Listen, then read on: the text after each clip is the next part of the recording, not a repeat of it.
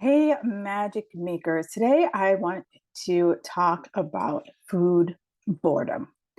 And actually, all boredom is really what I want to talk about. And one of the biggest things is that I get it. I know firsthand that trying to lose weight can be really tough, but it doesn't have to be that way. There's so many things that you can do to make the process more enjoyable. You want to find a way that makes losing weight fun, healthy, and ultimately sustainable. And that's one of the main reasons why I started this podcast because I wanted to provide you with like real life tricks and advice on how to live a healthier life without feeling like, you always had to like hustle and grind and struggle and always be looking for the next latest and greatest diet. So today I'm going to give you 7 ways to fight boredom. And, also, I think boredom predicates motivation and motivation, I always say it's not going to come knocking on your door. Motivation is always waning. We need more action. So these 7 tips I hope will inspire you to take more consistent action because you know me and my Fit Girl Magic formula. It's all about creating these habits, fitness habits that will lead into routines that will lead into consistency, and that is that consistency that will ultimately give you the results, and that's what we're looking for. So the first thing, stop doing stuff you hate. Right? I see it over and over again that you tell yourself that I read on some blog, I saw on TV, some study, blah blah blah, that I have to do this, right? These things. And as with anything in life, if I'm doing the same things over and over again and I'm not excited about it, I'm not going to want to do it. I'm not going to look forward to it. So I want you to start thinking about, how do I find things that I enjoy? And so at first it's like, one, stop trying to do all of it because we can't. Like, I know you're superwoman. You can, leap tall buildings in a single bound. I know you can do that. However, why do you have to?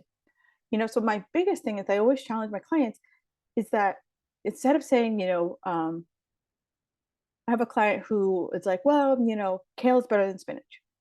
Okay. But does that limit you that you're not going to have any other vegetable beside kale and spinach? Can we open the door and say any vegetable, as long as it's not like candy coated or fried, is on the table, so that we can kind of open our scenario, because if I keep eating in the same flavor profile, I'm going to be bored. And then I know some of you are like, I could eat the same thing over and over and over again. And I'm like, can you at some point, I would say there's like 1% of you out there who could eat the same thing over and over and over again. But I'm going to say the other percentage of you, you're like just like a Mount Eruptus, like a Mount Bingesaurus coming if I keep eating the same thing over and over and over again. Right? There's so many different healthy options out there. And success includes eating variety. I always say this because I want to make sure that you have a variety in your flavor profile. And what that means is that if I totally cut out sugar completely, if I ever go and I have some sugar, I'm gonna lose my stuff. I'm just gonna lose it and be like, oh my God. And you're just like a hungry hippo. And that's what I mean, and I know firsthand that happened to me when I used to train fitness competitors, and they would give up all the things. And then after show, it would be like, release the hounds. They would lose their stuff and up 30 pounds, like, how did this happen? So I want you to start thinking about, how do I make sure I have a variety of food? And that includes having treat meals, right? You telling yourself you can't have treat meals using your willpower, your discipline. No, I always challenge my clients to have at least 2 treat meals a week. And this isn't lose my stuff. It's like, I'm going to go out to dinner and I'm going to order off the menu. I'm not going to tell the chef, make sure, you do A, B, and C. Hang on. I'm just going to go in the kitchen and show you what to do, right? You're just going out to dinner, you're looking at the menu and you're making a choice. I have a client who, she was very regimented when she was at home, very regimented at home. And she would go on vacation and it would just be like, she would lose her stuff. And so I want us to find this, like, this balance. I talk about like, you know, um, navigating the middle, right? If, one is losing my stuff, eating whatever I want. If it's not nailed down, it's going in my mouth. And 10 is, everything is weighed and measured ad nauseum. how do we come in between this 5 and the 7, right? Where 5 is like, hey, I want to tighten up a little bit. I might be going on vacation. I might be going to a family reunion. And then 7 is like, this is my everyday life. And so I kind of feel like I'm living in this like 5 to 7 period. The second thing is add seasoning to your food. Seasoning is huge. I feel like if I bought another spice, my husband would probably divorce me or make and check me into a mental hospital because I need to have flavor. And I remember people like, well, you can't put marinade on your food; it adds calories.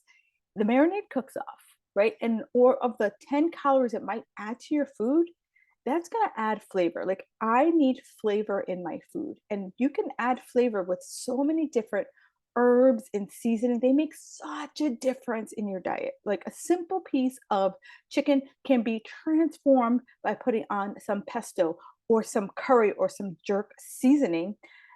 It's or heck, salt, right? I know many of you fear the salt. Salt is great. Salt is like anything. In excess, no. But adding some salt can just easily add a little bit more flavor to your food. Same thing with vegetables, right? I, for years, would just take frozen vegetables and toss them in the microwave.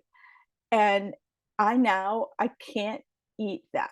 If you were to serve me like plain vegetables, like that are just steamed, I'm just like, I'm, I can't even talk about it. I just mentally went into the fetal position in my head. I'm now very big. My vegetables have to be grilled, they have to be roasted, they have to have some flavor to them, or I'm out. That's the only way I can eat vegetables nowadays. So I want you to start thinking about how can I add in some flavor into my food, with herbs, it's seasoning, spices. There's so many great creative spices out there now. It's just ridiculous. I remember when I was competing, I was addicted to Mrs. Dash, and it was like Mrs. Dash was the only thing I really used. Now I'm like, again, like I said, I got a little bit of an addiction going on with different flavor profiles. And every week, I eat the same, roughly I eat the same things, but how I keep it fresh, how I keep it exciting is that I add in different flavors. So, one week I'll have like a Greek profile. One another week I will have like a jerk profile. It just always, mixes things around. Third place is that let's stop thinking that breakfast has to be a certain meal, lunch has to be a certain thing, and dinner has to be a certain thing. You know, I remember when I was competing, and one of the biggest things I would have steak for breakfast. When I had time, so that it wasn't just always me having a protein shake. And what I've found until recently, but earlier, I couldn't have a protein shake for breakfast because it wasn't satisfying enough for me, but I could have a protein shake for lunch. So I want us to start thinking about, like, instead of saying for breakfast, I must have eggs, I must have cereal and be a robot, think to yourself, like, does my meals feel satisfying? And if you like eggs and eggs aren't satisfying in the morning, maybe we change the meal part. Like for me, I can't have a protein shake or eggs first thing in the morning. It is not satisfying for me. And by satisfying, I mean that I'm hungry like 2 minutes later. I'm like, so what's next? What do we eat? And so, but if I flip it around, I'll have cottage cheese and some berries and sprinkle on some flax seeds. That's fulfilling for me for about 2 to 3 hours, right? And we want our meals to last us about 2 to 3 hours. And then feel like, okay, it's time to eat versus, eating by the clock, really learning how to surf by hunger. So just by changing my meals and making that one simple shift where, like, lunchtime, for the most part, I teach at lunchtime. So I don't need a big meal. And I don't need a big meal. Or if I have like a long day, like I'm getting up at 5 in the morning, right? I'll have my cottage cheese and my berries, but then I'll have my lunch, which always is a big ass salad, and then I'll have a protein shake in the afternoon as a gap between lunch and dinner. But for the most part, I typically have about 3 meals a day. And speaking of flavor profile, I always like in my salad. Even though I eat the same basic cadence every day, I change it up in my salad. Like I said, I switch the what I marinate or what I put on my chicken, but I also switch up the vegetables that I put in there. One week I buy tomatoes, one week I buy cucumbers, one week I have shredded cabbage, one week it's coleslaw mix, one week I'm using kale and Brussels sprout mix, one week I'm using arugula. So there's always something different, but the meal kind of category, I guess is the way, will always stay the same. So to start to think about like, you know, there's more to life than like, chicken breast and broccoli, right? There's more to life than like Greek yogurt and strawberries, right? How do you expand your flavor profile so that we can start to create some unique meals? And when I say that, some people think that like every meal must be like, Martha Stewart approved. No, as I mentioned, I can change my meals around and still keep them pretty simple, right? Without eating the same stuff over and over and over again. I have some clients who like they will check in with me and they'll share their meal plan with me, and I can easily know. I open it up, I know exactly what they're having. Okay, she had a shake with blueberries in it. Her next meal, she had a Greek yogurt with pineapple. Her next meal is that she had fish and a baked potato and zucchini, right? I like that's just like that's one girl's meal all the time. And I challenge her to say, hey, Sharon, can we have something a little different? Change out the zucchini for broccoli, change out the baked potato for a sweet potato or butternut squash or pumpkin, right? Just change some simple thing and expand that plate flavor profile. Fourth thing is don't fear being social. And I say this, it's a personal experience for me. I was very like, I would be like, okay, where am I gonna go? And then I would have to like Google the restaurant and then pull up the menu and then like agonize and stress over what I was gonna have. I would have to, if I was going to someone's house for dinner, I would be like, all right, I need to like at least pre-eat before I go because I don't know what they're gonna have. And I would just have blah, right? It's Here's the thing, right? Have at least 2 treat meals a week, right? Not lose your stuff meals, treat meals. And so go to the restaurant and say, within reason. Like when I say have what you want, it's not like, you're going in there and you're like, I'm going to order half the menu, right? But within reason, you're going to go in and you're just going to eat and you're just going to go on about your day. And if I go on vacation, it's that I'm like, release the hounds. It's like I'm still going to make better choices, but if there's something on the menu that is something that I just can't get, so it's something I just can't get at home, I'm gonna get it, and I'm gonna be okay about having it. I'm not gonna be like, "Can you please tell the chef to not put anything on my food?" But I also have to, be like this. While I want to be on vacation, this is also not the lose my stuff vacation. It's like, you know what? I can eat within reason every day, not having dessert. Every day, not drinking my face off, right? So I'm saying to myself within reason because I want to come home and not have the like mental gymnastics I play with myself. Oh, I'm up 10 pounds because I went on vacation. It's like, no, I went on vacation. I enjoyed myself. I had some indulgences, but I didn't overindulge. And that comes with practice, right? That's not this like, I'm going to do this overnight. It is a practice thing and something where you can, go through and just kind of say, what does your vacation non negotiables look like? What makes a good vacation for you other than losing your stuff throughout the entire vacation? Because doing that is a way for us to help stay motivated, help avoid the boredom, and it also is just great for us to be able to be social, right? Just to be like, you know, you don't want to be as my husband used to call me, the no fun Kim, right? I would go to the restaurant and it would be like, no, this, and this. And one of the things that broke me of that is I remember it was my birthday, and I usually would do a show that was probably about 3-ish weeks from my birthday.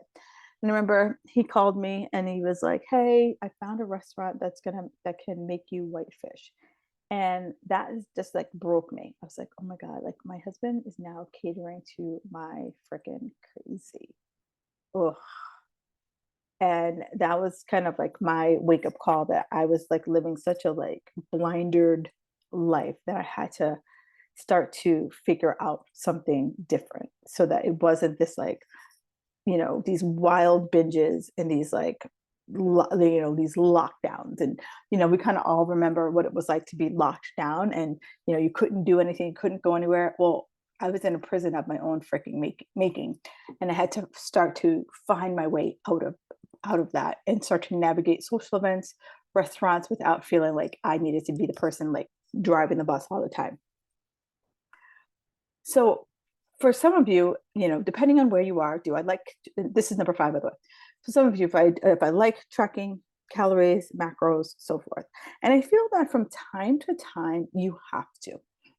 It is a way to just know where I am, right? I think about like I use GPS a lot because it's pretty relatable. So it's kind of like even though I might not have my GPS on and I'm using it to navigate, I'm using my GPS to kind of see like is there anything popping up in my path? Is traffic building ahead? And the same way is why I say from time to time track my calories, track my macros. Because if my goal is to lose weight and I am not losing weight, but I keep doing the same old stuff, I have to ask myself, oh, what the hell am I doing? What's truly going on? And the only way to truly know what's going on is to track what's going on in my mouth.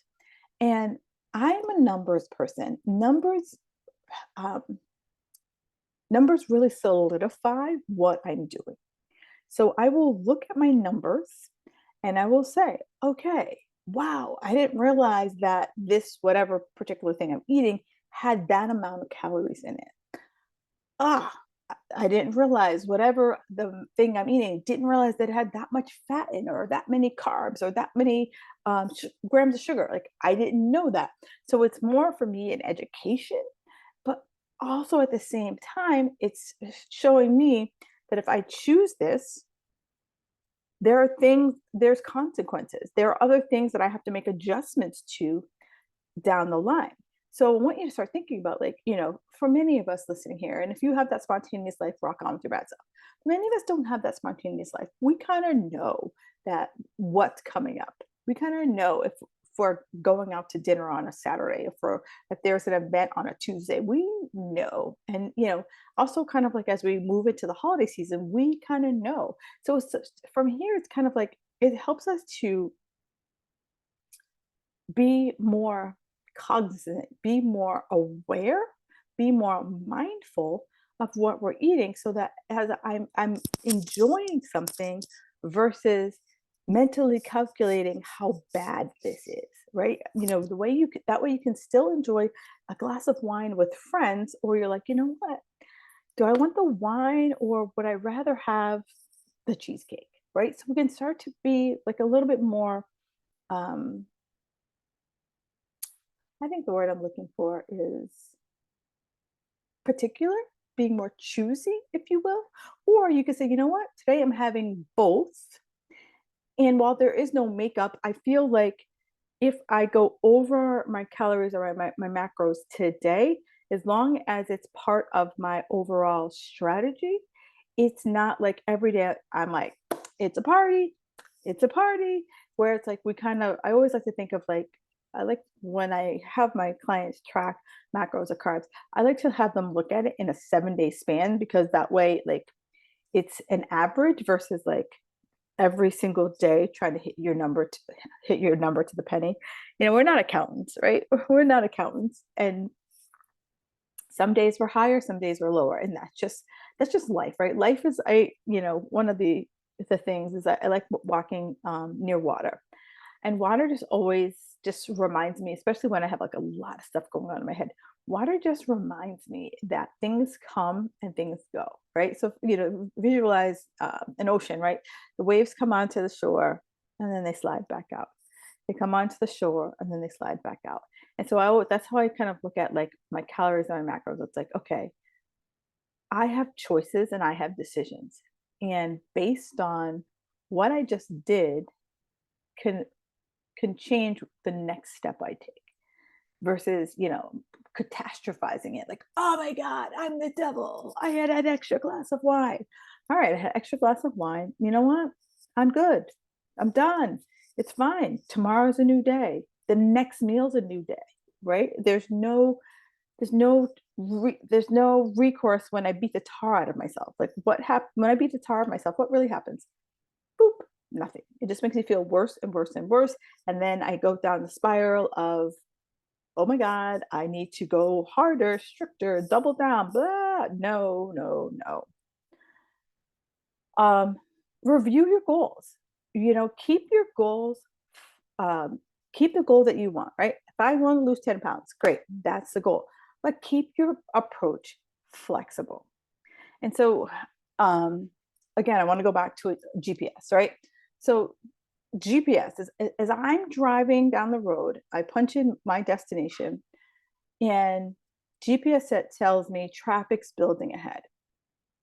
And so my goal is still I want to get to my destination. That's my goal.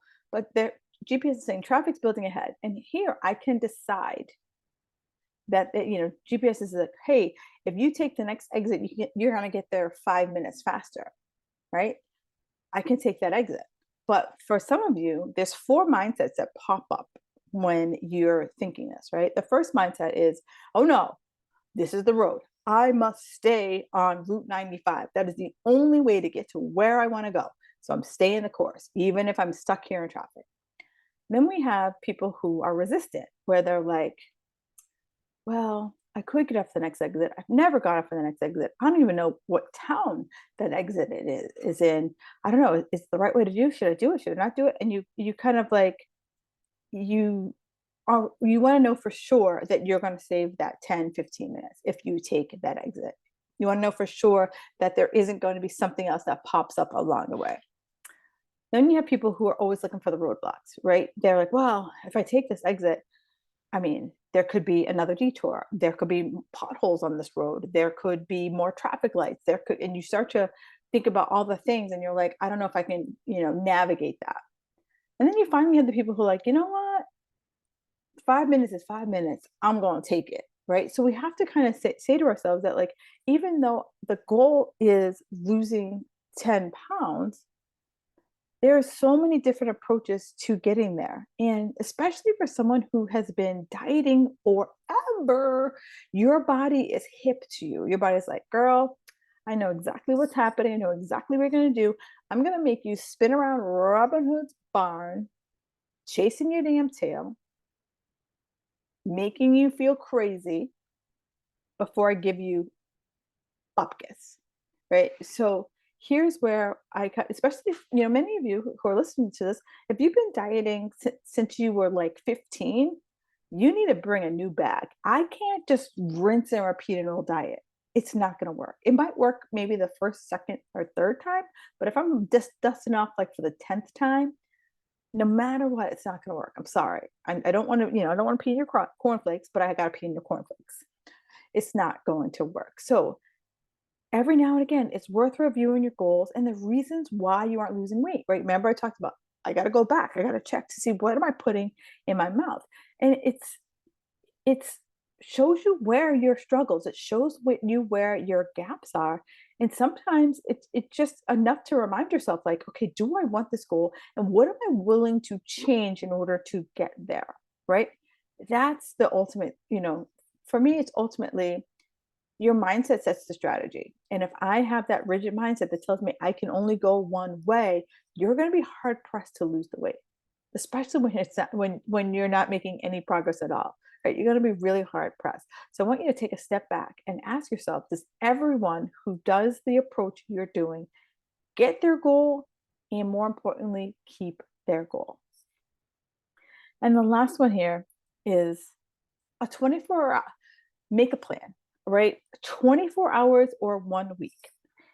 Because what doesn't get planned doesn't get done. I hear it all the time. Oh, Kim, it was a day. And I was like, okay, we all have those days. But if I had a plan, I would be able to know how to navigate those days, if you will, right? So think about what's some of you are automatic, like workouts are good. You're like, boom, I know I'm going to work out. Great. But still, I put it on my calendar. So for me, every Sunday, I sit down and I look at my week and I say, okay, what's going on? What's going on in my week? And so I sit down. I'm like, okay, um, my typical workout days are Sunday, Monday, Wednesday, Thursday, Saturday. Those are my typical workouts. And I look at my calendar. I'm like, okay, is there anything going on? And this is in real time. I'm traveling on Wednesday and Thursday, and I'm like, okay, so I can't. So I'm like, I know I can't work out on Wednesday because my flight's super early in the morning. So I'm like, okay, I can work out on Thursday, and then I can also work out on Friday, but I can't work out on Saturday because I'm flying home. So I'm making shifts to my schedule so that my workout now this week is going to be Sunday, Tuesday, Sunday, Monday, Thursday, Friday. That's my workout. And then I'm like looking at my food. I'm like, okay, I'm flying on Wednesday. What can I bring with me on the plane so that I have great quality snacks while I'm there? I'm like, I know that I can easily find, I'm not going to like a remote cabin in the woods. So I know that I can easily find, you know, a salad for my big ass salads every day. I know I can find that. I know I can find, easily find foods there. But I sit down every week and I say, okay, what's going on? And if I need to shift and shuffle and change things, I can. Or even as the week goes on, and say, like, my typical workout date is on Monday, but if Sunday night something comes up and I need to do something Monday morning, I have the fluidity that I can move it to Tuesday. If it's a typical week, right? So it's sitting down and just kind of saying, it's not like I must do it on Monday. Like, I give myself the structure of it, but I also have the fluidity that if, life happens, kids get sick, bosses tell you that you need to uh, do something else, right? But it's for us, it helps us to be know what's happening, know what's coming our way. And the same thing for food. Now, you know, I'm not one of those advocates of prepping your food where you have those, like, containers where you have like your everything looks the same. What I am an advocate of is I cook a big vat of chicken on Sunday morning. That's my time. Sunday morning, I grill a big thing of chicken.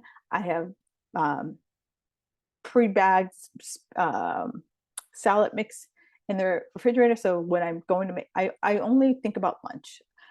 I have an idea of what I'm going to have for dinner, but my prep is primarily for lunch. And I already have, the chicken done, and I chop it up. So all I have to do is go into my refrigerator, and I can make lunch in 15 minutes or less. Like, that's my focus. When it comes to dinner, a lot of it is I do what I call I double cook.